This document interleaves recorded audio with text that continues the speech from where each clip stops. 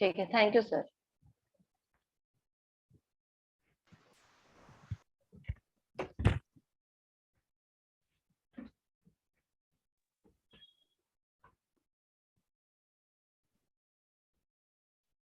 आलोक, ये बीसीए का क्लास नहीं है, बीबीए का शुरू हो चुका है आलोक।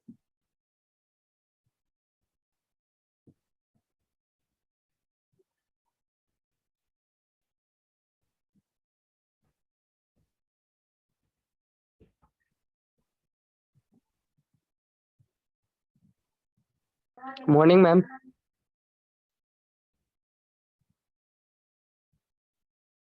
आई am just Alok, this is Alok अभी भी दिख रहा है मुझे। What to do? वो ऑडियो से कनेक्टेड नहीं है। चलो उसको भी रिमूव कर देती हूँ। ठीक है,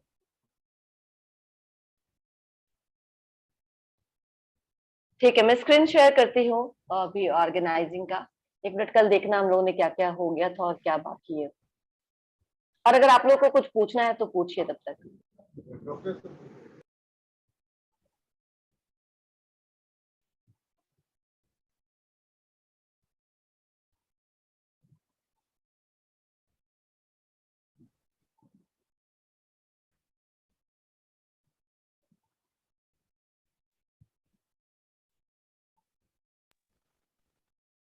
ये सब हो गया था, डिसएडवांटेजेस नहीं हुआ था।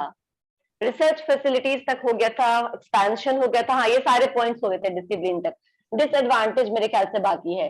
अभी कुछ पूछना है किसी को? कोई कंफ्यूजन हो, किसी को कुछ पूछना हो तो पूछ सकते हैं, नहीं तो हम लोग आगे शुरू करेंगे। ओके,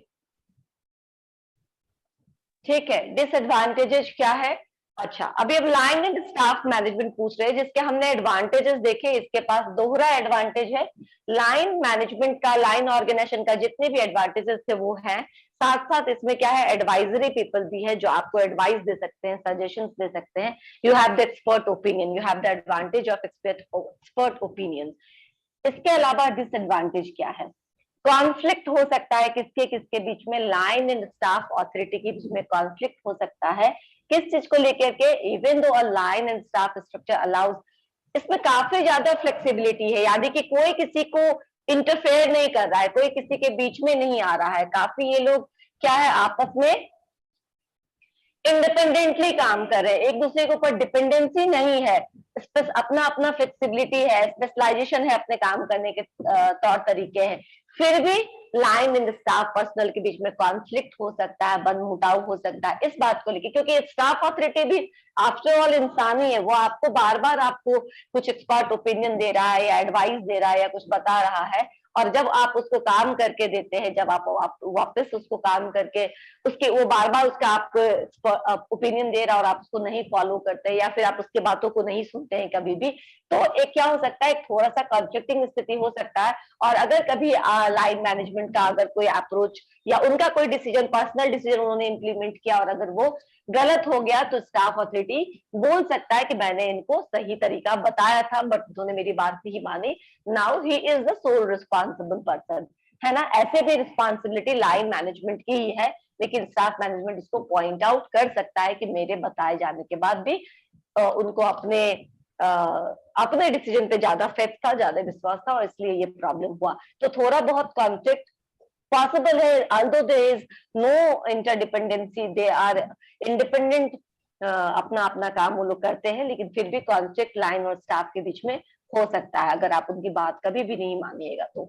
डिपेंडेंसी ऑन एक्सपर्ट, ठीक है, लाइन मैनेजर को भी ये फ्रीडम है कि तुमको जो करना है तुम करो, तुमको जिस तरीके से अपने काम को इम्प्लीमेंट करना है करवाओ, लेकिन प्रॉब्लम ये है कि जो एक्सपर्ट है उस पर उसकी डिपेंडेंसी है। एक बार एटलीस्ट जाकर के पूछना है, या फिर इसके ऊपर कोई है, ऊपर नहीं मीन्स की पैरेलली स्टाफ अथॉरिटी है जिनको उनको जाकर के पूछना होगा कि इस परिस्थिति में हम क्या करें, यानी वो उसके नॉलेज, उसके एक्सपर्टाइज पर डिपेंडेंट है लाइन मैनेजर। लाइन मैनेजर को जाकर के वेट करना पड़ेगा, टाइम लेना पड़ेगा स्टाफ पर्सनल से, अगर वो बिजी है या अगर वो 2-3 प्रॉब्लम को एक साथ देख रहा है तो उनको अपॉइंटमेंट लेकर के जाके मिलना होगा और स्पेशलिस्ट एडवाइस के लिए डिपेंडेंसी उनकी किस पर है, स्पेशलिस्ट पे है, स्टाफ पर्सनल पर है।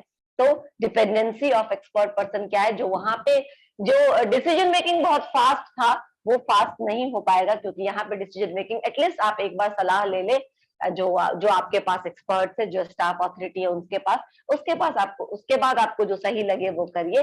तो क्या होगा, अपेक्षाकृत लाइन मैनेजमेंट, लाइन ऑर्गेनाइजेशन से लाइन एंड स्टाफ ऑर्गेनाइजेशन में ज्यादा टाइम लगेगा डिसीजन लेने में, ठीक है ना, comparatively.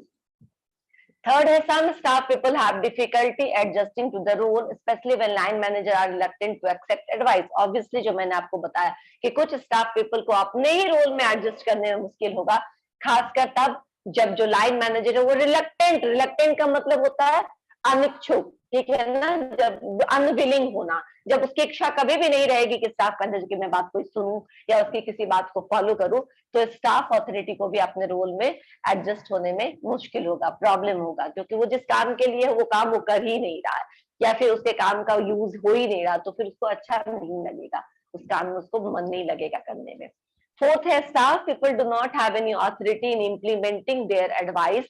This may discourage them and may also lead to line and staff conflict. मतलब क्या हुआ, staff people जो है, staff people do not have, उनके पास कोई ऑथोरिटी नहीं है, उनके पास सिर्फ क्या है, उनके पास सिर्फ एडवाइस देने का राइट है, लेकिन कोई ऑथोरिटी नहीं है, कोई पावर नहीं है कि वो अपने दिए गए डिसीजंस को, दिए गए एडवाइस को इम्प्लीमेंट करवा पाए। इससे उनको डिस्करेजमेंट मिलता है और इससे ही लाइन एंड स्टाफ के बीच में कॉन्फ्लिक्ट होता है, जो हमने पहले लाइन में देखा कि ये हो सकता है एक कॉन्फ्लिक्ट का कारण कभी बन जाए लाइन एंड स्टाफ के बीच में।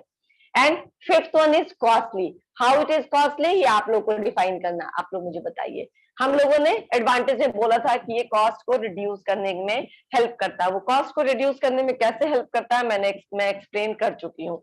नाउ इट सेज कि it is a costly affair. How it is a costly affair?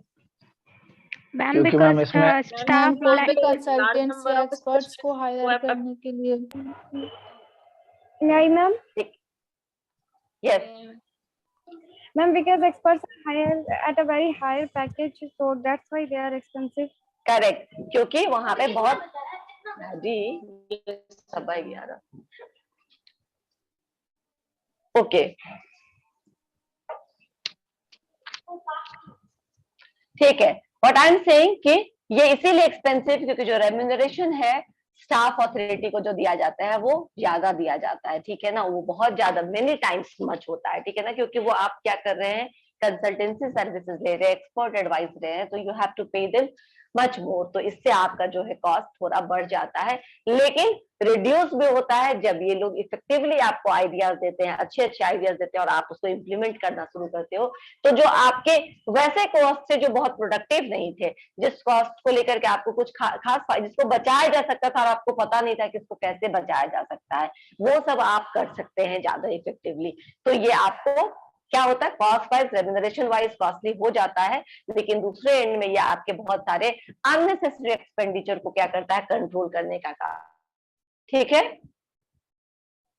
Yes, ma'am. Next, functional organizational structure. अब यहाँ चलते हैं लाइन, और इसमें थोड़ा प्रॉब्लम था ऋतिक को कि वो बोला था वहां पे भी डिफरेंट है और यहाँ पे भी डिफरेंट है, तो उसको हम फंक्शनल क्यों ना बोले, इसलिए बहुत सारे हैं इसमें बात। फंक्शनल में क्या है, चलो हम लोग एक एक पॉइंट को देखते हैं। फिर एक सबसे बड़ा जो डिफरेंस है वो ये है कि वहां पे यूनिटी ऑफ कमांड है और यहाँ पे यूनिटी ऑफ कमांड नहीं है। जो फंक्शनल ऑर्गेनाइजेशन है ये टेलर के फंक्शनल फोरमैनशिप प्रिंसिपल के ऊपर बेस्ड है कि हर एक डिपार्टमेंट का उसका अपना एक एक्सपर्ट होना चाहिए, जो बाकी के लोगों को अपने वर्क से रिलेटेड जो भी एडवाइस है या जो भी ऑर्डर्स है वो अपने काम से रिलेटेड ऑर्डर्स, वर्क, इंस्ट्रक्शंस दे सकते हैं अपने जूनियर्स को, ठीक है ना। इसी को हम बोलते हैं, इस चीज को हम बोलते हैं फंक्शनल अथॉरिटी, ठीक है ना। जो भी स्पेशलिस्ट होता है उसको टॉप पोजीशन पे रखा जाता है,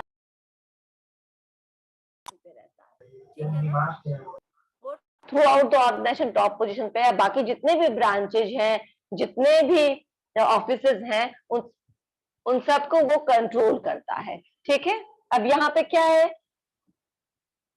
देखो अब ये सब मुझे बताने की जरूरत है तो मैं बता देती हूँ, अदरवाइज तुम लोग जानते हो कि टेलर ने फंक्शनल फोरमैनशिप की एडवोकेसी की थी। उन्होंने कहा था फंक्शनलाइजेशन होना चाहिए, जिस काम में जो बहुत एक्सपर्ट है उसको उस काम के लिए रखना चाहिए, और उससे रिलेटेड जितने भी ऑर्डर्स होंगे, जितने भी इंस्ट्रक्शंस होंगे, वो आदमी अपने वर्कर्स को या अपने जो भी वर्कर है उसको देगा। इसलिए हमने देखा था वहां पे साइंटिफिक मैनेजमेंट में कि एक होता है प्लानिंग डिपार्टमेंट और एक होता है साइंटिफिक ऑपरेशंस या डूइंग डिपार्टमेंट जिसको हम कह सकते हैं, या फिर प्रोडक्शन डिपार्टमेंट जिसको हम कह सकते हैं। और इसमें उन्होंने बोला था कि जैसे टाइम बजटिंग सेट करने के लिए, कॉस्ट एंड बजट फिक्स करने के लिए एक स्पेशलिस्ट होना चाहिए, रूट सेट करने के लिए किस तरीके से, क्योंकि वो प्रोडक्शन डिपार्टमेंट की सिर्फ बात कर रहे हैं, फैक्ट्री और मैन्युफैक्चरिंग यूनिट्स की बात कर रहे हैं, तो वो सिर्फ उसी चीज को ध्यान में रखते हुए बोल रहे हैं कि अगर प्रोडक्शन डिपार्टमेंट में कौन कौन हो सकता है, तो रूट क्लर्क हो सकता है, इंस्ट्रक्शन कार्ड क्लर्क हो सकता है। और ये सारे लोग क्या करेंगे, अपने काम से रिलेटेड जो भी काम होगा वो वर्कर्स को बताएंगे, और जो ऑपरेशन डिपार्टमेंट का जो फोरमैन होगा, जैसे गैंग बॉस, उसको ये सारा कुछ दे देंगे। और वो जो गैंग बॉस होगा वो अगेन स्पीड बॉस को, फिर क्वालिटी बॉस है, स्पीड बॉस है, रिपेयर एंड मेंटेनेंस बॉस है, उन सबको काम बांटने के बाद ये सारे, यानी कि ऑल टुगेदर 8 हो गए फॉरमैन। ये 8 फोरमैन मिलकर के किसको इंस्ट्रक्शन दे रहे हैं, अपने अपने काम से, जैसे रूट क्लर्क से रिलेटेड इंस्ट्रक्शंस वर्कर्स को दे रहा है, रूट इंस्पेक्टर, ठीक है ना। उसके बाद इंस्ट्रक्शन कार्ड क्लर्क जो है वो दे रहा है इंस्ट्रक्शन से रिलेटेड जितने भी इंस्ट्रक्शंस है या ऑर्डर्स हैं या फिर गाइडलाइंस है, वो दे रहा है इंस्ट्रक्शन कार्ड क्लर्क। तो इस तरीके से लगभग 8 डिफरेंट बॉसेस से एक वर्कर को इंस्ट्रक्शंस आ रहा है। लेकिन ये सारे इंस्ट्रक्शन किस है, अपने अपने फंक्शनल एरिया में एक्सपर्टाइज के बेसिस पर देगा। रिपेयर बॉस और किसी चीज का इंस्ट्रक्शन नहीं देगा, सिर्फ रिपेयर का इंस्ट्रक्शन देगा, है ना। Yes, ma'am. Time and cost clerk और किसी चीज पर इंस्ट्रक्शन नहीं देगा, सिर्फ टाइम और कॉस्ट की, ये कॉस्ट है, हमको इसी कॉस्ट के अंदर काम करना है, और ये टाइम पीरियड है, इस टाइम पीरियड में ये शेड्यूलिंग खत्म कर लेनी है, सिर्फ इससे रिलेटेड इंस्ट्रक्शन देगा। लेकिन एक वर्कर को मल्टीपल बॉस से ऑर्डर आ रहा है, ठीक है। इसी बेसिस पर फंक्शनल ऑर्गेनाइजेशन को क्रिएट किया गया है। अब थोड़ा सा हम इस डायग्राम को समझ लेते हैं, फिर आगे चलेंगे। यहाँ कोई मान लो XYZ कोई कंपनी है, इसका कोई, हाँ कुछ बोल रहे हो, बोलो। कुछ बच्चे वेटिंग में है, जैसे अभिषेक रोल 50। ओके ठीक है, अभी कर लेती हूँ। Waiting, okay ma'am. हाँ ठीक है, मैं उनको कर लेती हूँ।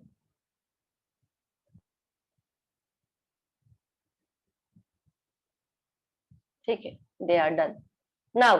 तो क्या है, मैनेजिंग डायरेक्टर है, एक कोई सीनियर मैनेजिंग डायरेक्टर है, उसने क्या किया, तो उसने सबसे पहले जब रिक्रूटमेंट किया तो अपने कॉर्पोरेट ऑफिस के लिए, अच्छा कॉर्पोरेट ऑफिस किसको बोलते हैं, हेडक्वार्टर को बोलते हैं, हेडक्वार्टर के लिए उसने क्या किया कि कुछ डायरेक्टर्स यानी टॉप पोजीशंस को हायर कर लिया। कैसे टॉप पोजीशंस, वैसे टॉप पोजीशंस जो अपने अपने काम में इफिशियंट है, यानी जो फिनेंस करते आए हैं आज तक, अब वो 40, 45, 50, 55 के एज में पहुंच गए हैं, and now they are financial guru, financial expert, ठीक है। तो वैसे को फाइनेंस डायरेक्टर बना दिया, किसी को प्रोडक्शन डायरेक्टर, किसी को मार्केटिंग डायरेक्टर, किसी को पर्सनल, किसी को IT, अगर और भी ब्रांचेज है तो R&D, रिसर्च एंड डेवलपमेंट। हाँ, तो उसको क्या किया, उस तरीके से डिफरेंट डिपार्टमेंट्स में उसको डायरेक्टर बना दिया। अब प्रोडक्शन डायरेक्टर जो है वो हेडक्वार्टर में है, ठीक है ना। एक कोई भी तुम XYZ कंपनी लो, उसका एक हेडक्वार्टर होता है उसका, आप लोग को मालूम होगा, बहुत सारे कंपनीज की हेडक्वार्टर कहाँ है। मोस्टली हेडक्वार्टर्स जैसे गोदरेज का हेडक्वार्टर्स मुंबई में है, विक्रोली में है, वैसे ही बहुत सारे कंपनीज जिसका एक हेडक्वार्टर होता है, बाकी बहुत सारे ऑफिसेस होते हैं, तो हेडक्वार्टर को कॉर्पोरेट ऑफिस भी बोलते हैं, ठीक है। अब ये मुंबई में ही गोदरेज के और 4-5 ऑफिस हो सकते हैं, लेकिन एक ऑफिस है जिसको हम कॉर्पोरेट ऑफिस बोलेंगे, जहां से सब कुछ कंट्रोल होता है, ठीक है ना। डिसेंट्रलाइजेशन है, लेकिन फिर भी एक होता है ना कि एक मेन यहाँ रहेगा, यहाँ ये यूनिट है और वहां पे MD बैठते हैं, तो उस तरीके से। तो मान लो कि हमने बैठा लिया, सब लोगों को हायर कर लिया। अब हमारे जितने भी ब्रांचेज हैं, वो मुंबई में है, वो दिल्ली में है, वो कानपुर में है, वो लखनऊ में, वो अहमदाबाद में, वेयरएवर इट इज, ठीक है ना। ये डायरेक्टर हर एक जगह के जनरल मैनेजर को, प्रोडक्शन अगर डायरेक्टर है तो प्रोडक्शन रिलेटेड इंफॉर्मेशन देगा, ये यहाँ पे भी दे सकता है डिवीजन X या डिवीजन X, या ब्रांच X है तो ब्रांच X पे भी दे सकता है, ब्रांच Y के भी ब्रांच हेड को दे सकता है, ब्रांच Z को भी ब्रांच हेड को दे सकता है। यानी इन तीनों ब्रांच हेड को प्रोडक्शन रिलेटेड जो भी ऑर्डर्स मिलेंगे वो कहाँ से मिलेंगे? Production director. आपको इतना जिग जैग दिख रहा होगा क्योंकि ये प्रोडक्शन डायरेक्टर तीनों चारों को दे रहा है। अगेन ये फाइनेंस डायरेक्टर इसको भी दे रहा है, इसको भी दे रहा है, इसको भी दे रहा है। अगेन ये मार्केटिंग डायरेक्टर तीनों में मार्केटिंग इंस्ट्रक्शंस दे रहे हैं। एंड पर्सनल अगर और आप बढ़ाना चाहते तो एक दो यूनिट और बढ़ा के उसको भी डॉटेड लाइन से आप शो कर सकते हैं। तो ये डॉटेड लाइन क्या है? फंक्शनल ऑथोरिटी है। समझ में आया? These are the functional Yes, ma'am. Authority, क्योंकि ये अपने अपने फंक्शनल फंक्शंस में चूंकि स्पेशलिस्ट है, स्पेशलाइज है, इसीलिए वो इस तरीके का इंस्ट्रक्शन देते हैं। राइट? अच्छा, Yes, ma'am. इसमें भी Yes, एक ma'am. कॉन्टिन्यूअस लाइन है। ma'am. जो कॉन्टिन्यूअस लाइन है वो यहाँ पे भी लाइन ऑथोरिटी को दिखाता है। लाइन ऑथोरिटी मतलब यहाँ पे भी जो मैनेजिंग डायरेक्टर है they become the line authority, ठीक है ना? इनके बीच में जो general manager X Y Z है, इनके बीच में कैसा रिलेशनशिप है? आर दे सीनियर और junior? They are also line authority, क्योंकि ये लोग एक दूसरे के साथ काम कर सकते हैं। तो नॉर्मली जितना डॉटेड लाइन आप मैनेजिंग डायरेक्टर के नीचे ये सब है, यानी managing director, finance director, director finance, marketing, personal, सबको ऑर्डर्स दे सकता है जैसे कि लाइन मैनेजर देता है। और ये सारे स्पेशलिस्ट हैं और ये सारे अपने अपने अलग अलग ऑफिसेस में क्या करता है कि ऑर्डर्स देते हैं, इंस्ट्रक्शन देते हैं, अपने काम से रिलेटेड इंस्ट्रक्शन देते हैं। ठीक है? Yes, now ma'am. एडवांटेज क्या होगा इसमें? अब एडवांटेज डिस्कस कर लेते हैं। इसके क्या क्या एडवांटेज है? सबसे पहले तो एक्सपर्ट नॉलेज का फुल यूज होता है। कैसे फुल यूज होता है इसका? जो पहले वाले में हमने देखा था लाइन इन स्टाफ में, वहां पे क्या फुल यूज हो रहा था स्पेशलिस्ट का नो या मैम, एक्सपर्ट? वहाँ इम्प्लीमेंट हो भी सकता था, नहीं भी हो सकता था, नहीं बट भी यहाँ हो पे उनके सकता पास था, अथॉरिटी करेक्ट। होता है इसलिए इम्प्लीमेंट करने यहाँ पर उनके पास ऑथोरिटी, शाबाश, यहाँ पे full use of expert knowledge इसीलिए बोलते हैं क्योंकि वो डिसीजन लेते हैं और उसको इम्प्लीमेंट करवाने की पावर उनके पास होती है। राइट? तो यहाँ पे ट्रू सेंस में जो एक्सपर्ट का काम होता है वो यहाँ पे ट्रू सेंस में इम्प्लीमेंटेड होता है। सेकंड क्या है? Efficiency is increased by separating mental functions and working functions. Doing functions, mental functions, या फिर थिंकिंग फंक्शन और डूइंग फंक्शन को हम यहाँ पे भी सेपरेट कर देते हैं। तो जो एफिशिएंसी है वो बढ़ जाती है वर्कर का। ठीक है ना? आपको एडवाइस मिल रहा है, इंस्ट्रक्शंस मिल रहा है, उस बेसिस पे आप काम कर रहे हैं, तो धीरे धीरे आपकी एफिशिएंसी भी काम करने की बढ़ जाएगी, क्योंकि आप किसी एफिशिएंट तरीके से काम कर रहे हैं, किसी अलग इनोवेटिव, किसी नए अप्रोच से उस काम को कर रहे हैं, तो एफिशिएंसी बढ़ जाएगी। थर्ड है mass production. Mass production possible है। क्यों पॉसिबल है? क्योंकि आपको स्पेशलाइजेशन का बेनिफिट है। स्पेशलाइजेशन का बेनिफिट मतलब आपको हर एक प्रॉब्लम के लिए एक्सपर्ट एडवाइस है, आपके पास स्पेशलिस्ट जो है उस प्रॉब्लम के, वो आपको उसका सोल्यूशन दे रहे हैं। तो नाउ यू कैन प्रोडक्शन भी आपकी बढ़ जाएगी, आपका ग्रोथ भी पॉसिबल है, आपका एक्सपेंशन और आपका प्रॉफिटेबिलिटी सब कुछ बढ़ जाएगा, है ना? Obviously ma'am. प्रोडक्शन बढ़ेगा तो वो खपेगा तो प्रॉफिटेबिलिटी बढ़ेगी। राइट? हाँ। फोर्थ क्या है? Functional structure permits flexibility and organizational structure can easily be adjusted as per the expansion and contraction needs of the business. ये तुम लोग को समझ में आया क्या? कैसे हम इजिली बिना किसी को चेंज किए हुए, बिना किसी भी, ठीक है प्रत्यय, तुम्हारा वो वहां पे कनेक्शन शायद ठीक नहीं है, आज आवाज बहुत ब्रेक होकर आ रहा है। ये तो मैं हूं कि समझ जाती हूँ तुम क्या बोलना चाहते हो। ठीक है, मैं क्या बोल रही थी अभी कि आपको ये पॉइंट समझ में आया? कैसे हम बिना किसी डिस्टरबेंस के, एक जितने भी ब्रांचेज चल रहे हैं उनको बिना किसी डिस्टर्ब के, उनके काम को बिना हैम्पर किए हुए कैसे हम एक्सपेंशन कर सकते हैं या फिर कॉन्ट्रैक्शन कर सकते हैं। कॉन्ट्रैक्शन मतलब वाइंड अप कर सकते हैं। कुछ समझ में आ रहा है? क्योंकि मैम सबके बताया था डिपार्टमेंट्स मैंने, अलग अलग होते हैं। उस डायग्राम पे ध्यान दो, समझ में आ जाएगा। वो डायग्राम ही इसका आंसर है। अभी तो एक सेकेंड, क्योंकि मैम हर डिपार्टमेंट अपना अलग अलग सबका रोल है मैम।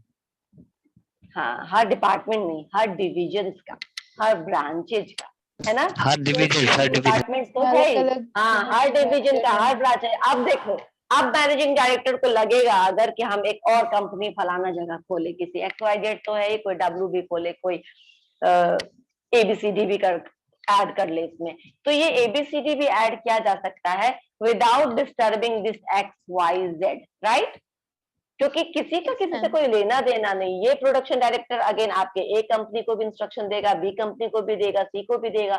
ये फाइनेंस डायरेक्टर इस तीनों भी जनरल मैनेजर को इंस्ट्रक्शन दे सकते हैं, मार्केटिंग डायरेक्टर उन तीनों को भी दे सकते हैं। तो इससे अभी का जो एग्जिस्टिंग यूनिट है इस पर कोई फर्क नहीं पड़ेगा। तो आप आसानी से अगर आप ग्रो करना चाहते हैं तो 2 और ब्रांचेज खोल सकते हैं, 2 और डिविजन खोल सकते हैं, क्योंकि आपके पास ऑलरेडी स्पेशलिस्ट है जो बाकी जगह के लोगों को, जो आप जनरल मैनेजर रिक्रूट करिएगा ए कंपनी के लिए, बी कंपनी के लिए, उनको इंस्ट्रक्शंस दे सकते हैं, उनसे काम करवा सकते हैं। या फिर अगर आप कॉन्ट्रैक्शन कर जाते हैं, कॉन्ट्रैक्शन मतलब नॉर्मली इतनी बड़ी कंपनियां वाइंड अप नहीं करती, लेकिन सपोज करो कि कोई एक बिजनेस बहुत अच्छा नहीं कर रहा है या हमको उससे ज्यादा प्रॉफिटेबिलिटी नहीं, जो एक्सपेक्टेशन था वो रिटर्न नहीं मिल रहा, हम उसको क्लोज करके कुछ और शुरू करना चाहते हैं, तो हम वो भी आसानी से कर सकते हैं। मान लो इस जेड को हमें रिमूव करना है, तो जेड को हम slowly slowly phase wise remove कर देंगे without any problems in X and Y division, है ना?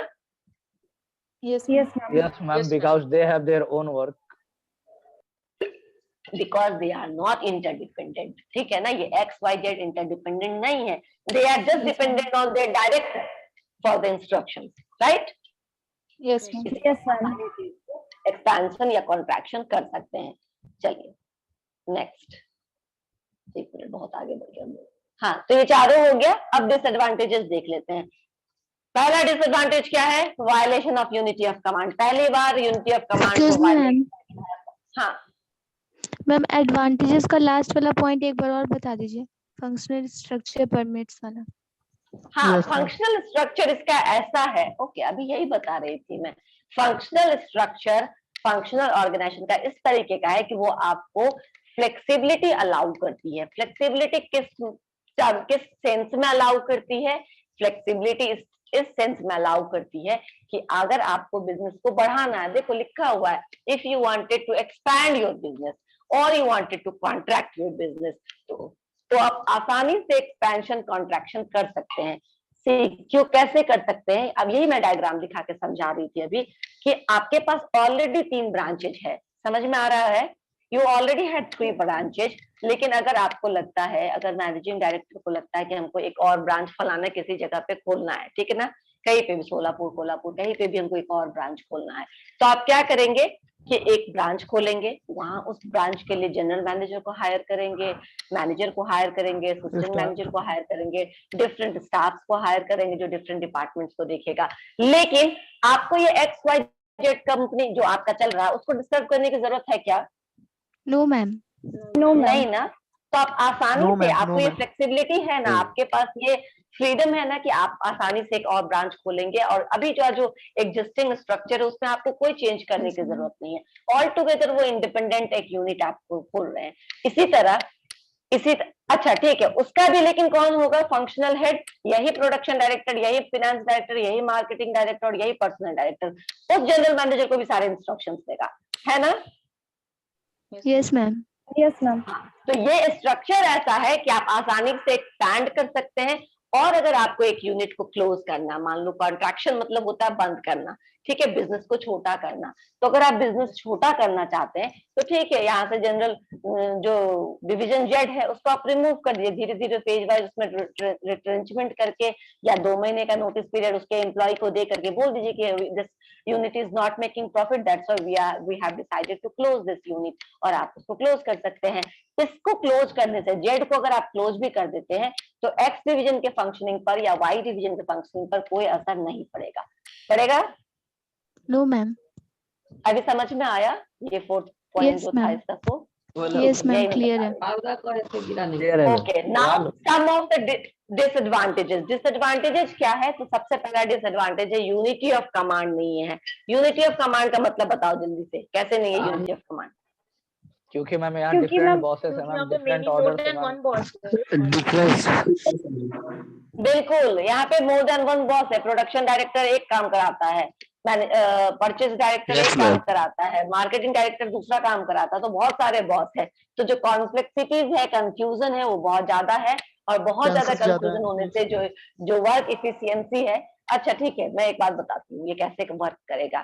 ठीक है, तुम लोगों के बहुत सारे फीचर है, यहाँ भी यूनिटी ऑफ कमांड नहीं है ना?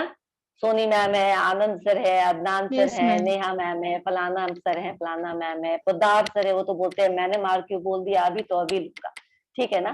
तो बहुत सारे टीचर्स हैं, यूनिटी ऑफ कमांड नहीं है। अब आपको करना पड़ता ना, किसके मार क्यों की तैयारी करूं, किसके मार क्यों को रहने दूं, किसका एग्जाम का तैयार करूं, किसके प्रेजेंटेशन की तैयारी करूं, होता है ना कंफ्यूजन। Yes, ma'am, होता है। Yes, ठीक है, ma'am. Yes, हम लोग ma'am. आपको Yes, मल्टीटास्किंग ma'am, बना होता रहे हैं, हम लोग आपको अभी से स्ट्रेस झेलने के लिए यूज टू बना रहे, ताकि आप बाद में जाकर के स्ट्रेस भी आपको क्या लगे, कैटवॉक लगने लगे, ठीक है ना। इतना इजी है कि कोई बात नहीं, it's like a catwalk, it's like a cake, ठीक है ना। तो बहुत इजी लगेगा Yes, आपको, ma'am. लेकिन कंफ्यूजन होता है। यू हैव टू प्रायोरिटाइज कि क्या काम पहले करूं, क्या काम बाद करूं। अच्छा, Yes, सोनी ma'am. मैम मान जाएगी, ठीक है ना, उनको बोलूंगी कि कल दे देंगे प्रेजेंटेशन मैम, ठीक है ना। ये पोद्दार सर वाला तो आज ही करना पड़ेगा, राइट। वो तो Yes, सर ma'am. तो बोल भी नहीं सकते। Yes, ma'am. So this is what ये Yes, ऑर्गेनाइजेशन में भी होता है, different bosses, different types of order. अब आपको क्या करना है कि सारे ऑर्डर्स एक साथ करने हैं।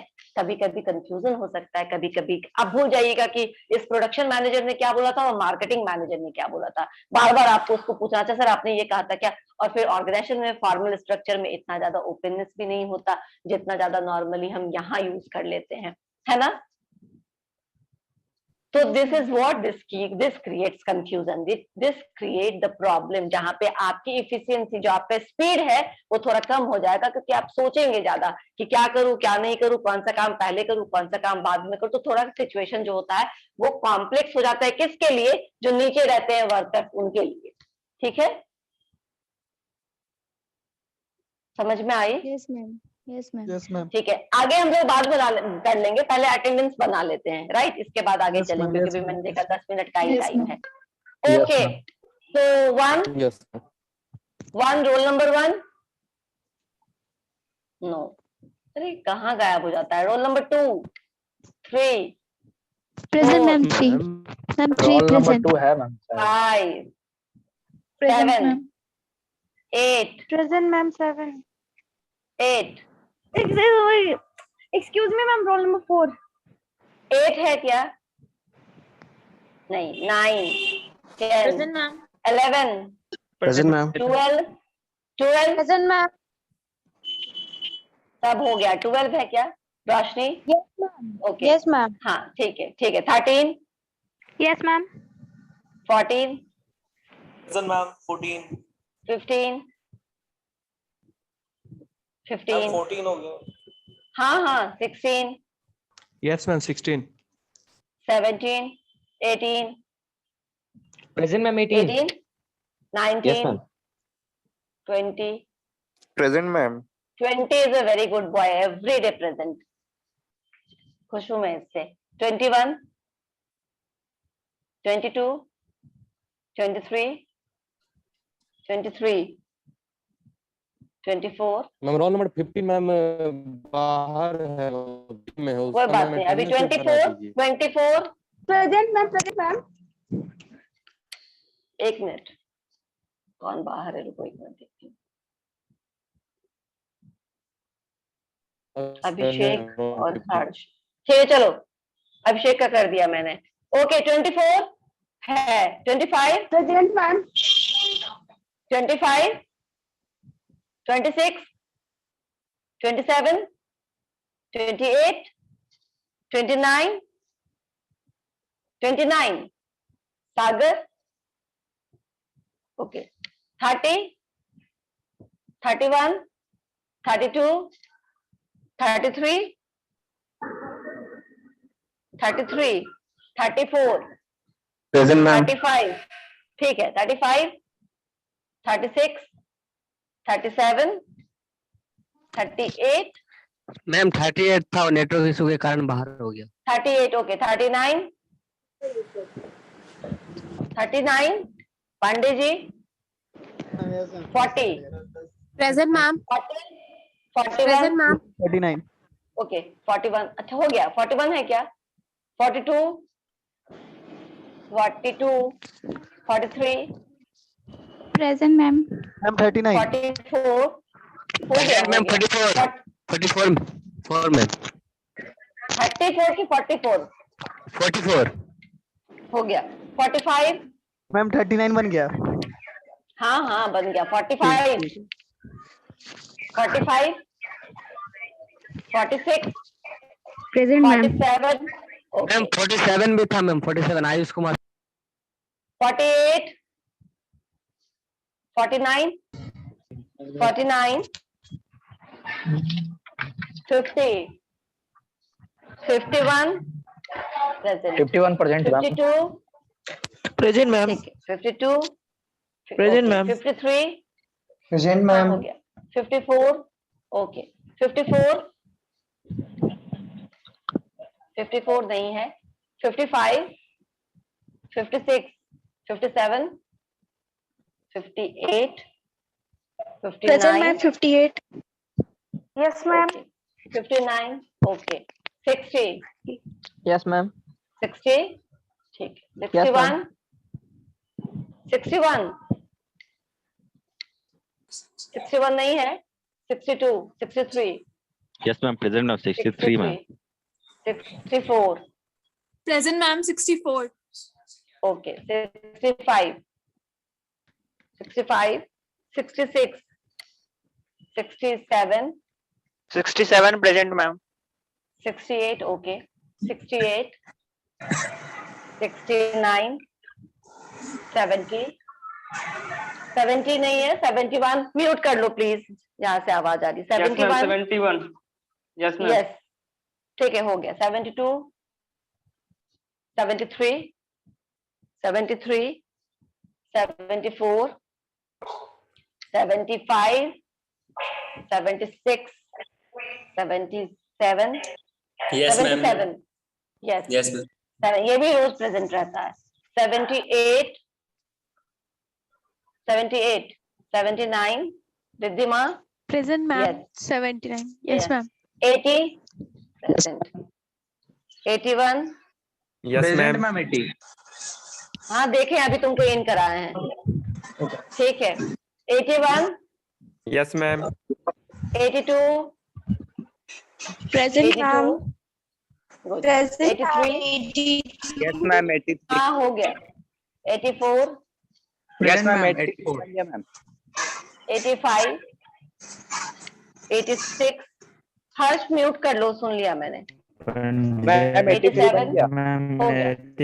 हो गया सब मैम 8 बना दीजिए मैम 8। ओके ठीक है चलो रोल नंबर मैम 15 चलो। मैम। Excuse me, ma'am.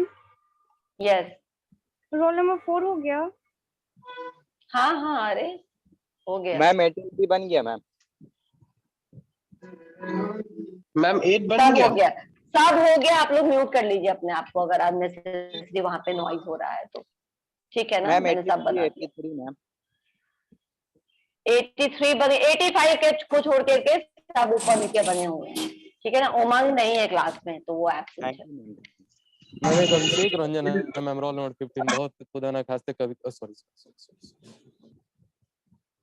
सब बना हुआ ठीक है this Rajan was not been present हाँ ठीक है हो गया अटेंडेंस आपका चलो वापस से क्लास में चलते हैं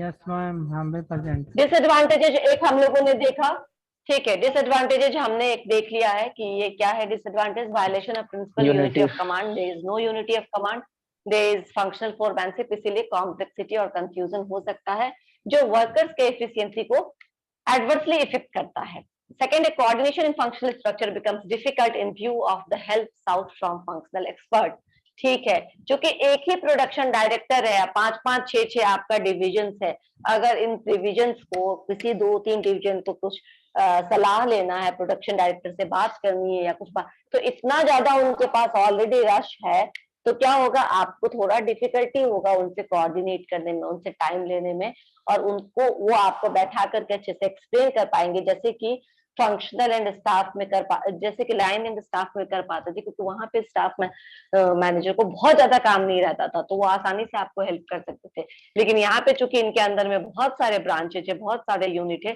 तो ये बहुत ज्यादा प्री ऑक्यूपाइड रहेंगे और इसीलिए थोड़ा कोऑर्डिनेशन का प्रॉब्लम्स इस स्ट्रक्चर में होता है when you seek some expert opinion from the experts, ठीक है ना। थर्ड है difficult to fix responsibility since principle of unity of command which is the most important principle of management is disobeyed। इसीलिए आप कभी कभी रिस्पॉन्सिबिलिटी भी fix नहीं कर पाते। रिस्पॉन्सिबिलिटी नहीं फिक्स करने का मतलब है कि अगर किसी वर्कर ने, अगर किसी सबऑर्डिनेट ने नहीं काम करके दिया तो भी आप उसको कंप्लीट रिस्पॉन्सिबल नहीं बोल सकते हैं, क्योंकि वो आपको बोल देगा कि मैं फलाने समय फलाने का काम कर रहा था, राइट, फलाने समय फलाने का काम कर रहा था और मैं एक बार में तो एक ही कोई काम कर पाऊंगा, 3-4 मेरे पास काम थे तो मैंने पहले उनका काम कर दिया, ठीक है।